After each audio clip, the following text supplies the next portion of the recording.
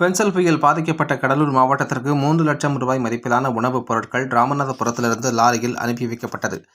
Pencil புயல் காரணமாக பாதிக்கப்பட்டுள்ள மாவட்டங்களுக்கு தேவையாக உதவிகளை செய்திடும் வகையில் ராமநாதபுரம் மாவட்ட நிர்வாகம் சார்பில் 3 லட்சம் ரூபாய் மதிப்பிலான அரிசி, மளிகை பொருட்கள், பிஸ்கட், போர்வை உள்ளிட்ட பொருட்களை லாரியில் மூலம் அனுப்பி வைக்கப்பட்டது.